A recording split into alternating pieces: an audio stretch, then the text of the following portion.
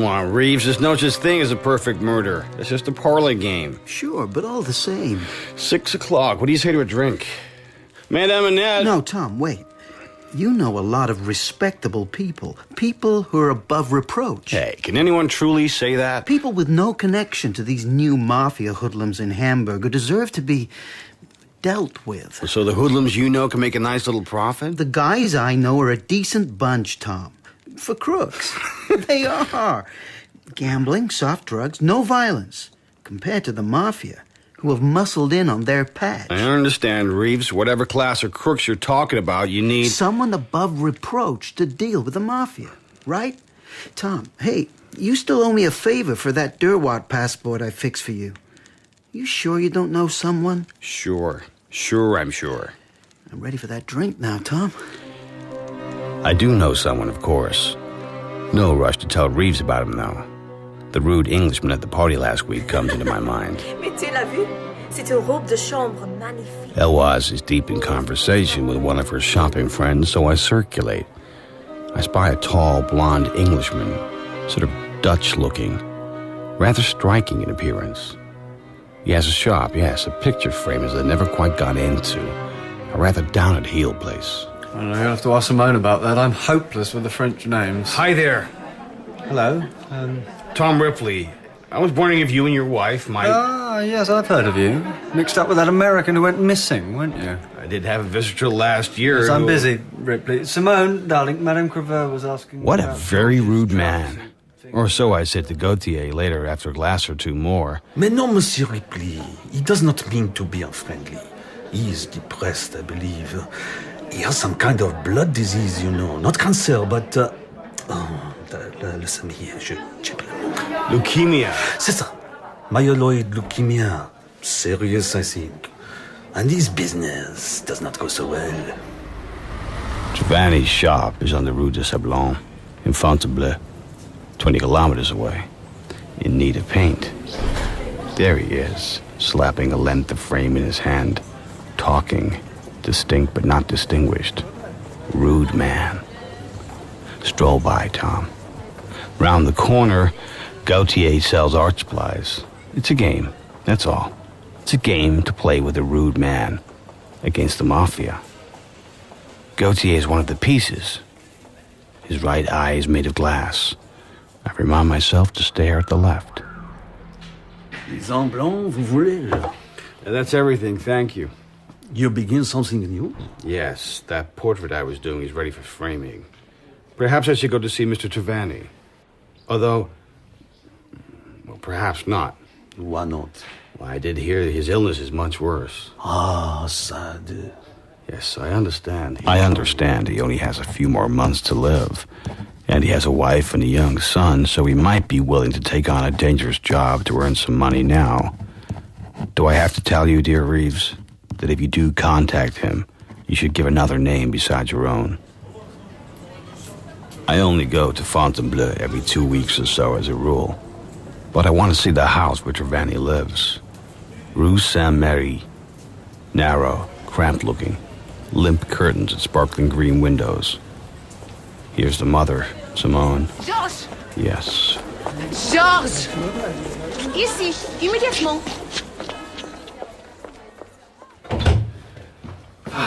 Chérie, I bought some beautiful cakes and... Oh, I'm interrupting. No, the picture is finished. It is winter light, now it is all wrong. Here. I write down... You've written down what? A man called Wister telephoned. No message. It seems like Jonathan Trevanny may be taking the bait. Hello? Wister speaking. Reeves, you old scoundrel, is there a problem? I thought... He said yes, then I came here and he says no. So what am I supposed to do? We agreed you wouldn't call. I thought I had him. Now, even if he comes, I won't trust him. Tell me what you're up to. It's so simple. The target gets off the U-Bahn at Steinstrasse at the same time every night. I don't want to know, Reeves. Just tell me the story so far. Trevanny said yes. Even when I got here, he said yes. Then overnight... You don't know someone else, Tom? He's your man, Reeves. What next? Tomorrow, he will get a letter inviting him to Hamburg for a medical examination. On the level? On the level. A specialist. But maybe the doc can be influenced, owing to a bad heroin habit of his wife's. if Trevanny comes, maybe the prognosis should be worse than expected. What do I owe Reeves? Nothing. He gets me a passport and another name from time to time. I do him a favor in return from time to time. But I've sent Trevanny on this trail. He must be truly desperate if he's thinking of taking Reeves's bait. Well, he's certainly gone somewhere. His shop is closed. Fermeture provisoire pour raisons de famille. Sure, family reasons. The next thing I know, I'm in Hamburg. So simple. The target gets off the U-Bahn at Steinstrasse at the same time every night. I spot him the second night. The Italian. Gray topcoat, brown leather buttons, gray Homburg. Dapper. In no hurry. No minder with him, though. But I spot the Italian because I spot Reeves's man, Fritz, following. I've met him once. Small, square, in a cap. Isn't he too obvious? Papa insists because you are away that I must come for dinner and... And are there any messages, Heloise? Oh, nothing. No, one. Your friend, Reeves, he says his problem is soon to be solved. You understand? I understand. The dapper Italian man in gray and brown travels home unconcerned about anything very much. And among the crowd, a man he doesn't even see. A tall, pale, thin man takes something out of his inside pocket and...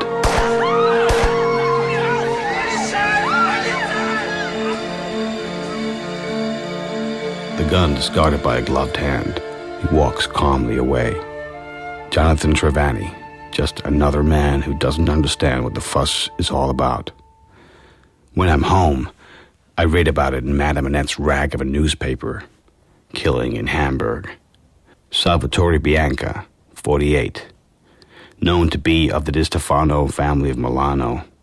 Murderer unknown.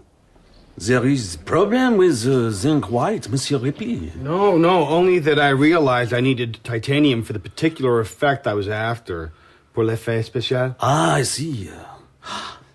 You have seen our friend, Monsieur Trevanny? I'm just on my way there, actually. Is he well? Helen, at first that story you hear, it seems it is not true. Oh, I am. I'm glad to hear that. But now his wife tells the woman, la femme qui... Cleaner? The cleaner, who tells my wife he understands the story. A specialist in Hamburg tells Monsieur Trevanny news not so good. Heloise doesn't know, but I've kept her picture of the garden in winter light. For Trevanny to frame. In his shop, he declines my suggestion of dinner at Bellhomme, but there's a willingness behind his eyes. Instead, he joins me around the corner for a beer. Our hands accidentally touch when we raise our glasses. So tell me, what brought you to France, Jonathan? Oh, an adventure with a friend. Buying and selling things. I've been struggling to get anywhere as an actor. I can see you as a romantic lead. Oh, me too. But not casting directors, alas. So I learned something about the antique business. He's one of those Englishmen who seems quite unaware how striking he is. Perhaps the illness emphasizes his high cheekbones. I buys another beer, for he seems to be short of change. And now there's Georges, of course, and the business, even though that's not exactly booming, so... Here I am. And how about you? How did you happen to come to France? Oh, my wife likes it here, and so do I. I can't think of a more pleasant life, really. One hears of you encountering occasional unpleasantness. I think you might have mentioned that before. Really? Well... Do you happen to know an American called Reeves Minot? Can't say I do. Rather a desperate man. Sometimes goes under the name of Wister. No. Lives here in Fontainebleau, does he? No. But he travels a lot, I think. Nope. Don't know the name. Names. Yeah, I'd better push off. My wife's expecting me. Thanks for the beer. A pleasure. always knew there had to be another job. But he never said yes to it, Reeves. Look, I think he's guessed that we're acquainted. Well, that might help, Tom. You see, it has to be with a garrote. With a... On a train. Wait a moment, will you, while I close the door? Reeves always has a plan. But I can imagine Jonathan's distaste. The garrote. The touch of the other's warm neck. Reeves, what's wrong with another shooting? No, you see, the man will be taking this train to Strasbourg. And the way I see it... Look, it's only a hunch, but I think you should try again with him. I suspect he's a rather desperate man. Is he coming over? Thursday, I hope. A second medical opinion. And more money, of course. Give him a choice of gun and, the other thing.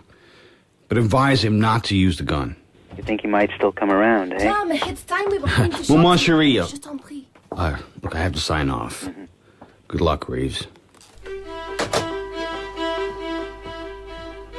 A second medical opinion, translated for Jonathan, who doesn't speak German, by a pretty nurse. The specialist regrets to inform you. I know Reeves. He tells me things when I ask. Who the guy on the train will be. Vito Marcangelo. About 5'6". Gray hair. Marcangelo has 2 bodyguards. They're all in the next carriage. Jonathan is between carriages, waiting. I know him a little now. He believes he has the nerve of a desperate man. But this may be a step too far. Jonathan!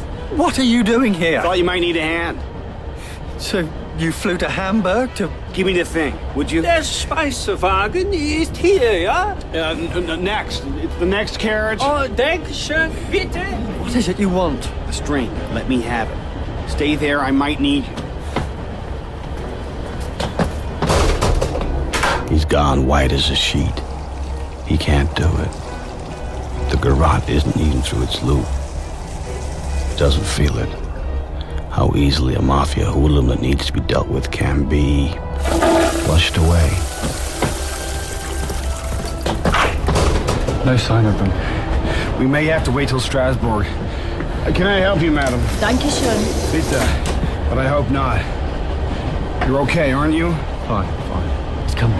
I'll get him in the bathroom. You knock twice when the coast is clear. He's on his own. When shall I? Now!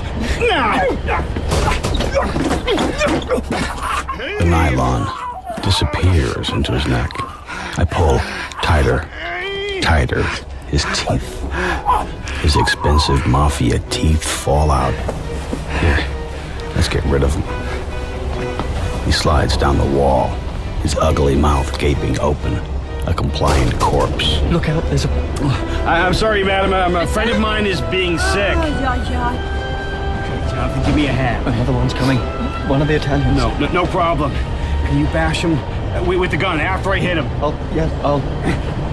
Look, as if your life depends on it. Maybe it does.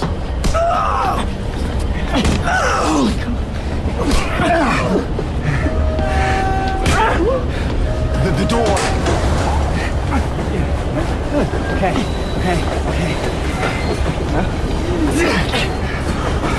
There. And now for the other one. Watch the corridor. The coast is clear. Grab his legs, will you? 1, 2, 3. Yes!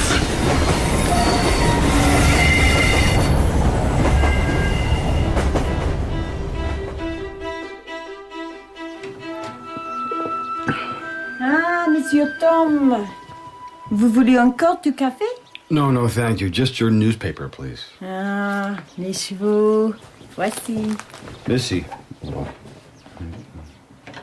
She knows I don't bet, but it's a polite fiction between us, so I can read her rag of a newspaper, which mentions at the bottom of page 1 the garroting on a train of an Italian, Vito Marcangelo, 52, of Milan. But it also mentions... So I'll ring Jonathan on some pretext. Hi, Jonathan, it's me, Tom. I'm sorry to call. But... Yeah, if it's about the picture I'm framing for you, it'll be ready. No, it isn't. We need to take a quiet drive somewhere. Here. Read it for yourself. Bit of outlined in red. Filippo Tiroli, 31, suffering concussion, a broken arm that might need amputation. Broken ribs. Signor Tiroli is in a coma, but... hell. Gravely wounded. He's not dead. He's going to be able to describe... Only if he comes around. And then, what's to connect us to something that happened on a train to Strasbourg? I mean, I think we did a rather good job. Does Reeves? As far as I can tell. I was not being sticky about the money. You ought to come up with all of it right away. He ought to, yes. Probably thinking that I want some of the, 40,000 pounds, is it? But I don't. Frankly, I was thinking you wanted some. Yes, I mean, why else would you be on the train? Because it was a pleasure. And to help you with a little money. How are you explaining that to Simone? I've told her the German doctors paid me for a trial of a new treatment, but that isn't going to be enough. I'll have to try and think of something else. A long-lost cousin in England has died. I've thought of that, but frankly, there isn't anybody. A fictitious relative would be easy enough, but he's not used to lying. Best not to press him. There's something else on his mind. Monsieur Gauthier feels embarrassed now that he passed on a story about how I was on my last legs. I gather that story began with you and reached the ears of Monsieur Wister alias Reeves. Yeah, but what? But after that, you had a choice, didn't you? You could have said no to Reeves' idea. So how did you come to pick on me? Oh, for a petty reason. I'm sorry. At that party in February, you stood out in the crowd. And you said, yes, I've heard of you, in a rather nasty way. Did I? Ripley, I'm busy. My schooling's to blame for that. Using your last name. I was tired that day, though. I get so tired, Tom. Look, it's all right now. There's nothing I want from you. Not even friendship, because that'd be dangerous.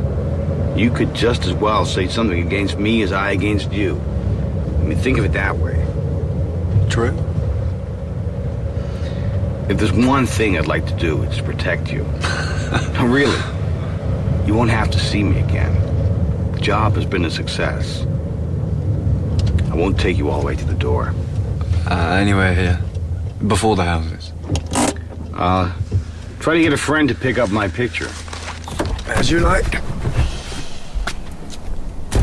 It happened near enough to home for our friends to be talking about it, and before I can get there, it's on the world service. In other news, there's been a new development in the case of the murder of an Italian man on the Hamburg-Strasbourg train.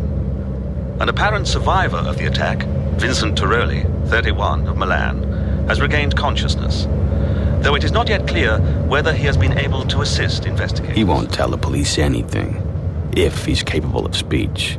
But his family, he'll tell them. Perhaps they already know about the man in his 30s with brown hair, a little over-average height, who socked him in the jaw and the stomach, and another man behind him who might have been tall and blonde. They certainly know enough for Reeves to interrupt my Sunday. My flat in Hamburg. It was bombed today. My God. I'm ringing you from Amsterdam. Were you hurt? I happen to be out. It's a miracle. The people below heard a car, then 2 minutes later an explosion. Reeves, look, how much are they on to you? I don't know. I really don't know. Maybe they got something out of Fritz, because he failed to keep a date with me today. I sure hope he's okay. But he doesn't know, our friend's name, or where he lives. So I think our plan has essentially worked. Good old optimistic Reeves, bombed out of house and home. But the plan has worked. The money, he says, is on its way.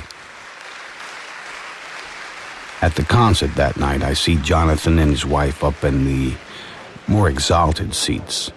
Paradis, they call them. I see his wife looking at me as I glance their way. And in the interval, we almost meet. There's Gauthier turning from some silky words to Heloise to murmur some rather similar silky words to Jonathan's wife, Simone. You are truly an embellishment to the company this evening. She embellishes the frown she'd been pointing at me with a fixed smile for Gauthier's good eye. Okay, maybe this isn't the time for good news about money. Tomorrow I have a new toy for Heloise to collect from Fontainebleau. A fine excuse to disregard my promise not to see Jonathan. So I asked for the picture, too. Yeah. What do you think? I had to stretch it a little taller than I'd initially thought. It's great. It's fine. What do I owe you? 90 francs. I'll wrap it. Is everything all right? Since you ask, my wife spoke to Gauthier. He didn't tell her that you started that story about my demise, but Simone seems to have guessed it. And what did you say to her? What I've said from the start, that Gauthier always refused to tell me who started the story, which is true. Well, keep cool. If you don't see each other... She read the story about the mafia killing and associated it with the train I might have been on. Then she asked me what connection you had with the German doctors. Which is none, Jonathan. She somehow associates you with the money we've got now. You see... That last payment came through. I haven't told her about it yet. I haven't come up with an explanation. She wanted to know how I could afford the new sofa I bought us. And I went and bought a gyroscope for Georges. We've been short of money for so long now that I couldn't resist, but... He can't find the lies, can he? If the reclusive relative dying in deepest Hampshire won't do, I shall have to think of something else for him. But don't we all need to enjoy a little extravagance after crime? I'm so pleased Heloise enjoys the new harpsichord. Oh, don't stop, Cherie. That was lovely. Is it part of a concerto? No, it's one of his solo pieces. But I must tell you... Do play me some more. A man we know. He sells the paint in Fontainebleau. Gauthier? Gauthier? Madame Delattre told me. You know she is the wife of the plumber, and he... What's happened to Gauthier? He is dead. A car. Hit and run. Just bad luck. A coincidence. It happens to people. An accident. Kids escaping from a little burglary or something. Even though Jonathan's wife looks me in the eye after the funeral and... This does not happen often in France. No, but... I have the feeling, Monsieur Ripley, that he was killed on purpose. I have the feeling, as her blue eyes stare very directly into mine, that she believes I know whose purpose. But what do I know? Only what Reeves tells me. The bodyguard died. I heard it from one of my friends in Hamburg. A usually reliable friend. If he's dead, how could the Italians be as close to Tom Ripley as Gauthier of Fontainebleau? But the story of the bodyguard's death might be just the sort of yarn they'd put about to cover up what information they have, including what they've gleaned from poor old Fritz. He got beaten up, lost a couple of teeth, poor guy. So where does that leave our friend? Fritz never knew him as anyone but Paul. Plus, he gave them an opposite description. I wake the next morning dreaming of Gauthier's glass eyes staring into mine. And then, this isn't the first strange call. Hello? Bonjour, monsieur. Comment vous appelez-vous? Vous voulez parler avec qui? Monsieur Enquetin. Non, il n'est pas ici. Maybe Swiss French. Maybe Italian with a passable French. Perhaps I shouldn't answer. Or answer in a different way. Hello? Oh, hello, Jonathan. I'd like to see you, if you've got some time. She saw what? She saw the bank book. She thinks I impersonated someone to get an inheritance. Or something immoral. We'll have to think of a better reason for the money. She suggested nearly everything I might have done short of murder. And have you thought of telling her the truth? I have. It'd be too much. Something she couldn't forgive. You know, a sin. taking human life and all that. Human? The mafia? The thing is, it's almost like my whole marriage. I mean, it's as if my marriage itself was at stake. How about a bet? One doctor has bet another in Germany about your recovery, and you hold it in trust. Maybe. Another beer? Or maybe we should take a drive. Probably no one can understand a word we're saying in the bar.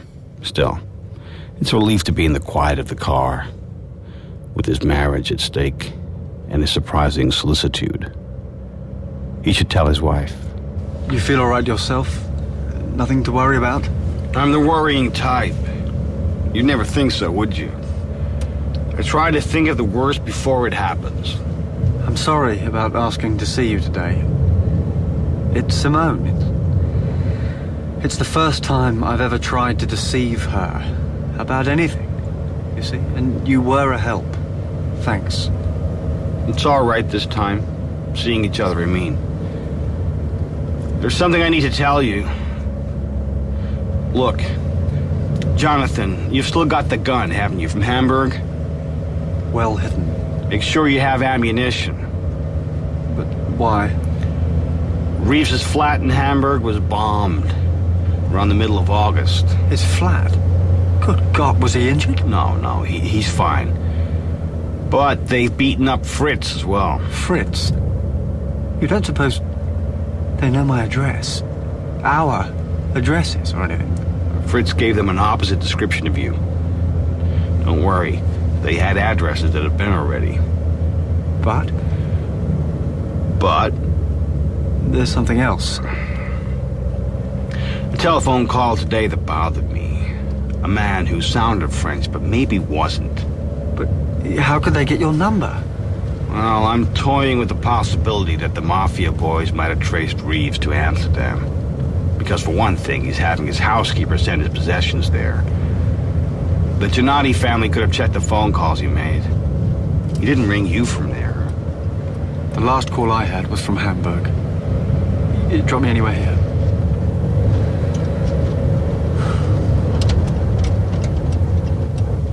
Well, take it easy.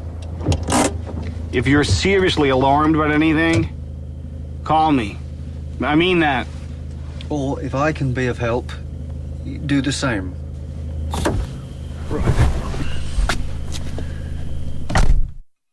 Just outside Belle-Ombre a little later, a big dark blue Citroën cruises past. Plate ends in 75. Paris. 2 people in it. Madame Annette says a stranger called around 6:30. Had she used my name in answering? Non, seulement qu'il a You can rely on Madame Annette. I don't know why I'm still on edge. Tom? You are very quiet.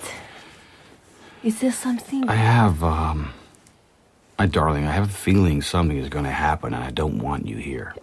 But, Tom... It's a matter of your safety. Also, I would like Madame Annette to leave tomorrow for a few days, so... I hope, darling, you can help me persuade her to visit her sister. What is happening that is awful? Tom, you must tell me. No. Maybe I'm only anxious, but there's no harm in playing safe, is there? It's something with Reeves. You're trying to protect Reeves, aren't you? I want to protect you and us and Belle-Ombre. What do you mean? I don't want any disturbance here. I don't want anything broken, not a pane of glass, nothing violent or dangerous to happen. You must trust me. All right, Tom. It's when I'm saying goodbye to Heloise and Madame Annette, who thinks Monsieur Tom needs a few days to himself to paint, Bonjour, that the postman arrives with a letter from Reeves. Merci, monsieur.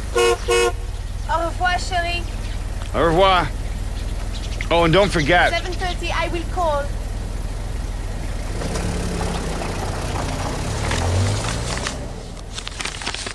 I am in Ascona. Had to leave Amsterdam because of a near thing in my hotel. God, I wish they would lay off. I am here in this pretty town known as Ralph Platt, staying at an inn up the hill called Die Dry Baron. The Three Bears. I call Jonathan and tell him to bring the gun. Me, I have a Luger Reeves once got me. I hope Jonathan's up to this. I told Simone about the bet on my life. It didn't go down too well. What did she say? Doesn't believe me. And since she saw me with you, she's thinking I'm holding some money for you. In my name. She keeps on about doing wrong. Sin. What have you told her now? I left her a note. Won't be home for lunch or dinner. Chance of a job some distance away. That's Belle-Ombre. The tower above the poplars. What a beautiful place. Wedding present for my wife's parents, mainly. I certainly don't want it to go up in smoke.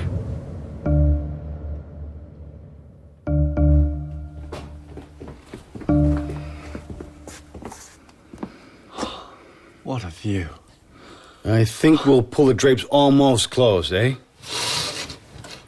Look, I got this out. If they throw a bomb, then the rifle will be the thing to use. But surely there'd need to be one of us on either side of the house. Maybe better if we're downstairs. More likely they'll try some subterfuge to get in person. You going to answer that? Could be them again. Wait. Monsieur Ripley, this is Madame Trevanny. My husband, is he there with you? Your husband? No, he's not here, madame. Thank you, monsieur. Excuse me. I'm sorry. No, I'm sorry. For lying. Look, are you sure you're okay? You sure you don't want to go back and... No. Let's go downstairs and get some food inside you. You're not on some kind of special diet or anything? Lots of iron. Otherwise, just a normal diet.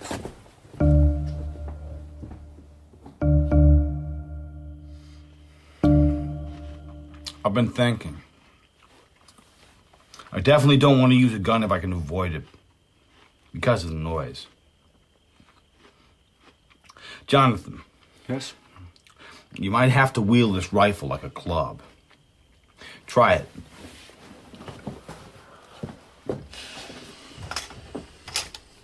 Like this? Shh. What's wrong?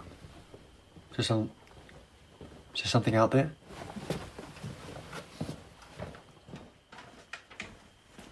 That's the second time that citron's gone by. If they stop, I have a feeling someone might shoot me if I open the door.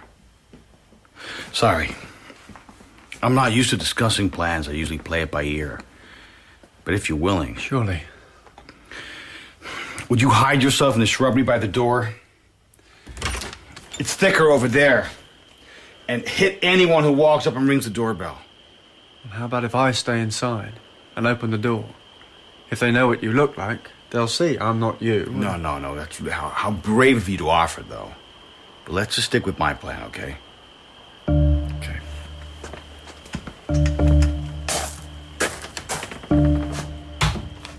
I'm taking him a blanket. The ground must be damp. Can't see him among the cypress bushes. What more can I do? He's so pale. What's that? Did it stop? Yes, it's reversing. Are you on alert, Jonathan? We should have our guns ready. Not a bomb thrower. Such polite steps.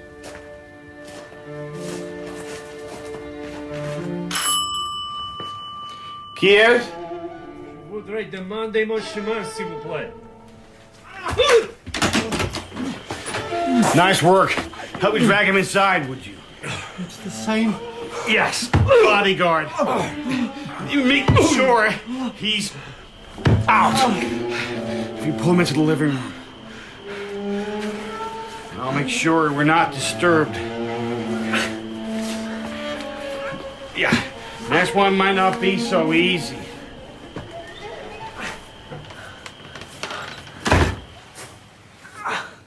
Shh. Another one. Guns out this time. Want to laugh? Don't laugh. laugh, Tom. Jonathan looks alarmed. Don't use the gun unless you have to. Angie? Angie! Be the butler, you know what I mean? Who is it, please? Je voudrais demander mon chemin, s'il vous plaît. Whom did you wish to speak to, sir? Une direction, s'il vous plaît. Open up, I'll jump. Sir, in what way can I be of assistance? La pistola, por favore. Ripley! Don't shoot. Please don't shoot. Drop the gun. Now. Door, if you would, butler. By all means, sir. Angie è morto. And so will you be if you don't do what I say. Name. Lippo. Lippo? Filippo. Lippo. Okay, keep your hands up and don't move. Yeah. Cover him. John, I want to go look at the car. Can they have possibly sent only 2 men? There's no sign of anyone else. In the car or out of it. Quiet evening in Ville, Paris, except for a couple of mafia hoodlums. Well, one now, the sidekick. I dare say he's tortured a few people in his time for information. Brazen eyes. They'll soon be pleading. He's been very quiet. You're all right, Jonathan? Fine, fine. Now, Lippo, let's see if your friend has anything I might want to use. A garrote. For you, Lippo, if you're not a good boy now. You are of the distinguished Gennaro family. Non è vero, Lippo? Si. Lippo, you're going to telephone your boss tonight, okay? Where is he? Milano? Monaco de Bavaria? Stop it, please! Oh, poor you. This is what killed Ange, you know? So, Jonathan, would you like to find us something soothing on the radio? Isn't this dreary? He won't tell me where his boss is, so yes. That's just right, thank you. So, I've got to hit him a little. No, let's get me. Your boss's number. Milano, 747. Here, write it down. Scrive, prende nota. Acqua. Tom. Listen, it's gone by. Lippo, il numero, per favore. The French have a little earpiece they use to augment the sound on the telephone. I listen in while Lippo tells his boss that he's seen Tom Ripley and that Angie says he's not the man they're looking for. Of course, Lippo wears a pretty little necklace to help him decide what to say, the shape of a garrote. When he's done... Jonathan, you might like to, get us a little something to eat. Sorry? This has to be finished. Oh, yes. How long it takes, the cord disappears into his flesh. An unpleasant task. What the heck is that? Tom, it's a taxi. I think it's Simone.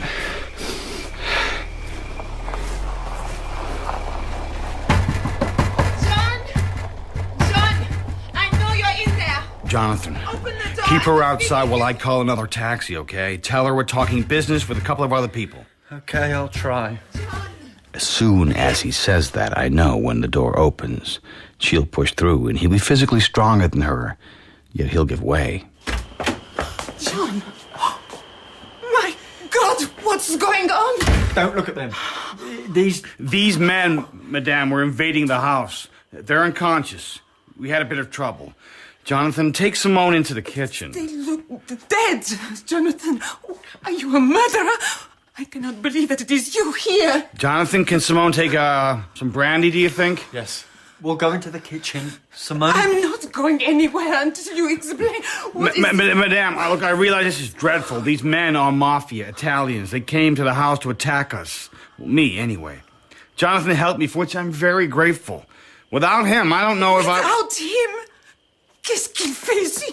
Je vous demande qu'est-ce qui se passe?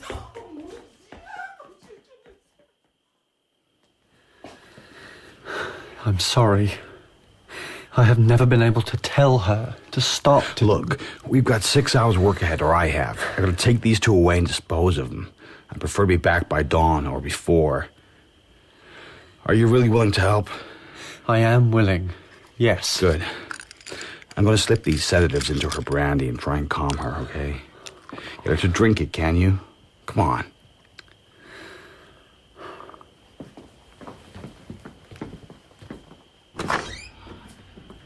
Before we get to work. Cheers, eh? Santé. Santé. I am not drinking with you until you explain. Madam, shall I ring for a taxi to take you back to Fontainebleau? I will not leave my husband. I want to know what he is doing here with... avec cochonnerie comme vous. Simone, it really is best if you go back to our house. Please, calm down. Have your brandy. Will you come with me? I can't. Then you don't want to. You are on his side. Madam, we must leave. I must tell you there is some danger if you stay in this house. I simply don't know if more of these people won't turn up. We have to get rid of them. Simone, drink. We can't stay and argue. Shall I telephone for a taxi? You think I can forgive you for this?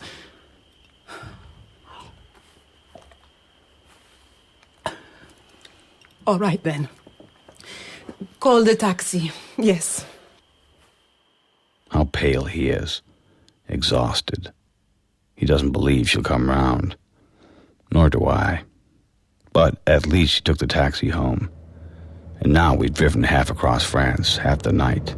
Him in my car and me and the Italians with their bodies in the trunk. We stop at a gas station in the middle of nowhere to fill up and buy the can. Then we drive on till we find a place. I cover the bodies and the upholstery with gas. Do you want me to come out and help? No. Pass me the matches, will you?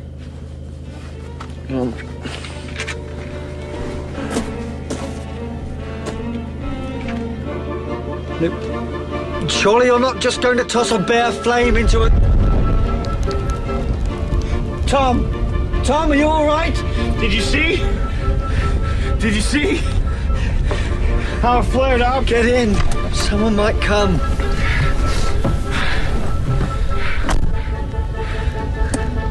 He's half asleep almost as soon as I drive us away. I just want to watch the flames. Can you see her from here, Jonathan? A flash, yes. There. Look. They'll burn. We're in the clear. We'll think another family got Lippo and Angie. I hope. Jonathan? Put your head back, Jonathan. No need to stay awake. Feeling all right? Soon be back home. At the harpsichord. Bach. The thing about Bach is, he's instantly civilizing. Such exhilaration. It's got the better of me. When Jonathan comes in from trying to snatch some sleep, I see straight away it's more than exhaustion he's feeling. Tom? Hi. Jonathan? Do you need a brandy? Have you got any pills you take? I'm afraid. What? I'm afraid I'd better get to the hospital. Sure, right away. One thing. Could you bring Simone? At the hospital, they remember him and seem to have everything in hand straight away. But his wife isn't at home. Sunday morning, church or at the market. Then I see her approaching with little Georges and the shopping basket under her arm. Her expression does not soften when she sees me. Madame, I wanted to bring you news of your husband. Bonjour, Georges. Georges, va-t'en, un moment. Madame, if I could just speak with you inside your house. What is your news of my husband? He's in the hospital. A transfusion, I think. I do not understand what you have done with him. Madame, I have only... Thank you for the information, monsieur. Au revoir. Georges. Madame, please? I can't leave it like that. For Jonathan's sake. Can I? Once I know he's on his feet after treatment, I try again. With flowers this time. Yellow forced dahlias. Madame, good day. Perhaps I can speak with you. Jonathan is not here. What do you want? No!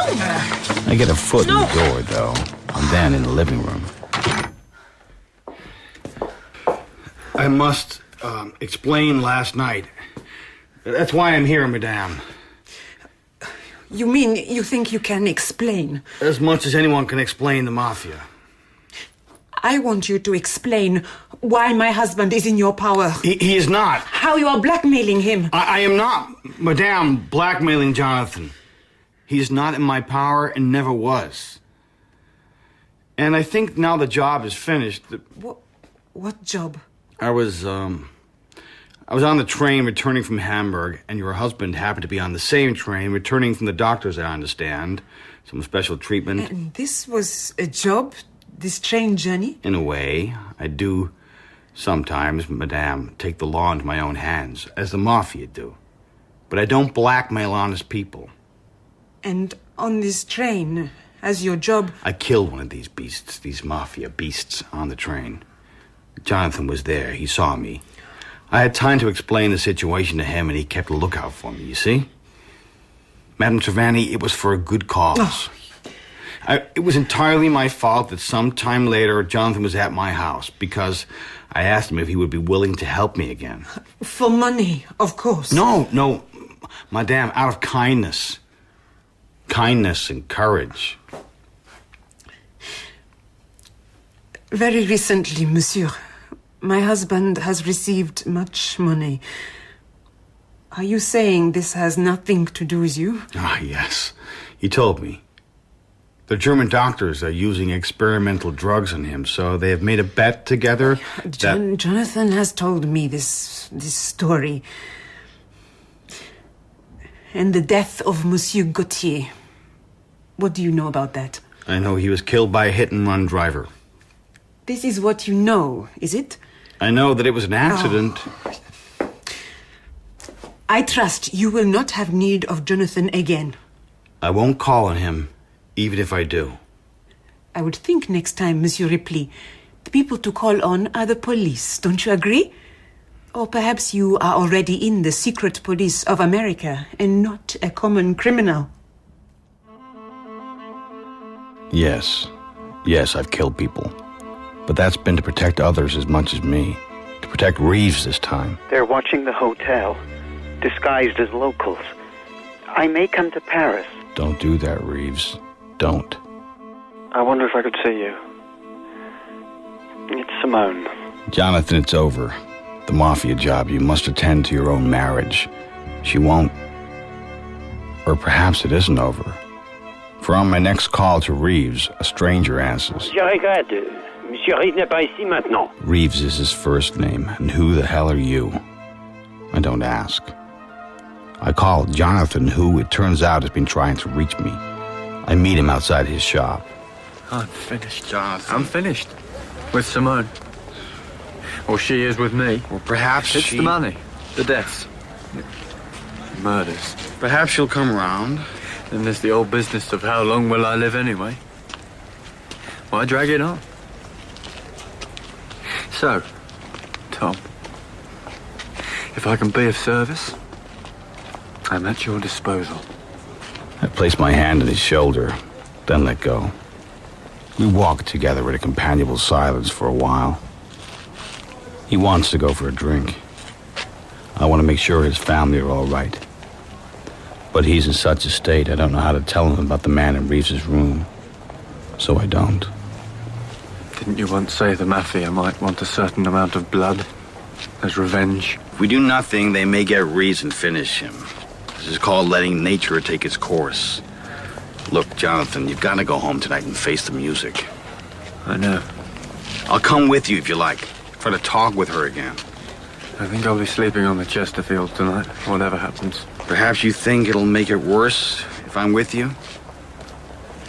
All right, well, thanks. I'd like you to come.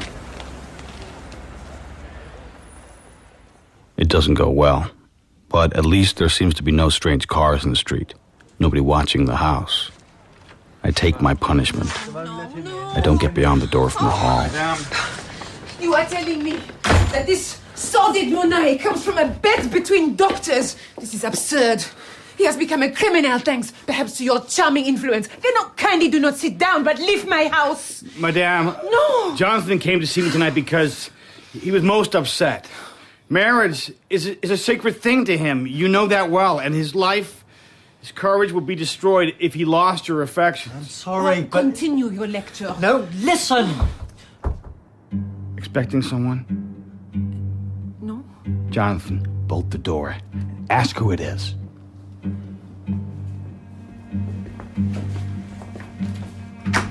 Qui est, s'il vous plaît? Monsieur Trevanny. Now what? What are you doing? You keep tools in here? Yes, but do you think... Now, look, I have a garrote, but a hammer will be... Jonathan, what? What are you doing? Trevanny!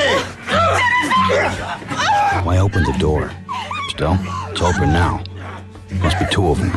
This one has hold of Simone, but not for long. Canny, can you get him in the cupboard with me? There! The other one is happily garroting Jonathan. Sees me coming, goes for his gun. Too slow for the hammer. The third hammer blow might finish him. There's already blood on the carpet. Tom, he's still alive. Please stop hitting him!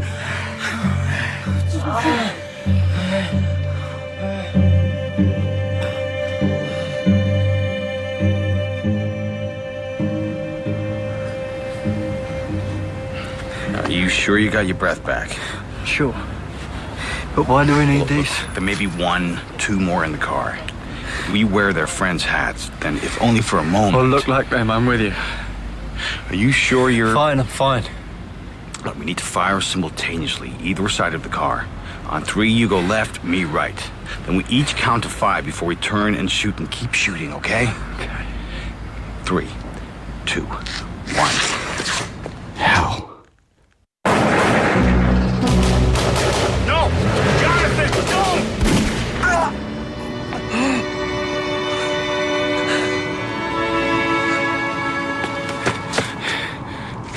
Jonathan. Qu'est-ce qui se passe? Jonathan! They shot him. Jonathan! Ambulance! Ambulance! My car will be quicker, I thought. Simone cradles him in the corner of the back seat.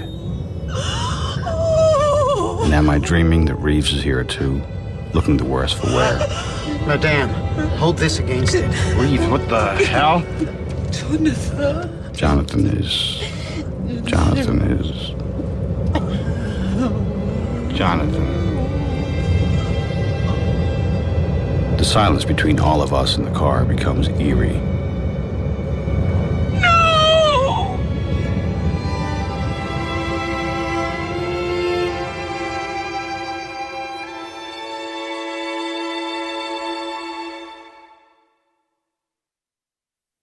I told them his name.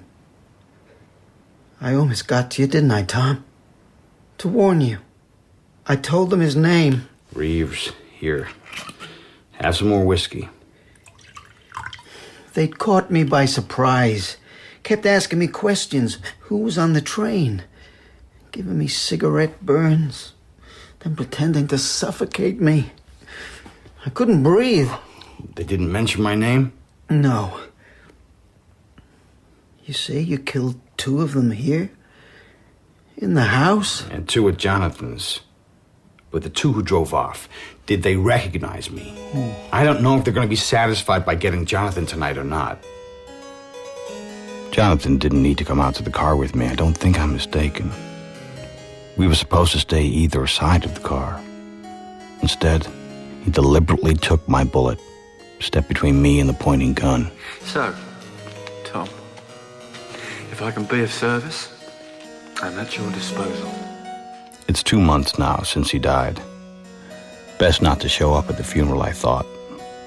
2 months and no visits from the Italians, nor from the police. We really must take lessons on the harpsichord. I was in Fontainebleau, Someone told me a woman who lived over Gauthier's shop gave piano lessons. Simone must have decided to say nothing and take Jonathan's money. Otherwise, I'd have heard from the police. They say in the shops that Simone and the child have moved away to Toulouse or somewhere. So, it's like seeing a ghost. There she is, coming along the street. Good day, madame. I am... Monsieur Ripley. Her spit missed me entirely. It's a kind of guarantee, isn't it? If she hadn't decided to hang on to the money, she wouldn't have bothered spitting, and I would be in prison. She's just a trifle ashamed of herself then, like much of the rest of the world. Probably her conscience is more at rest than Jonathan's would be, if he was still alive.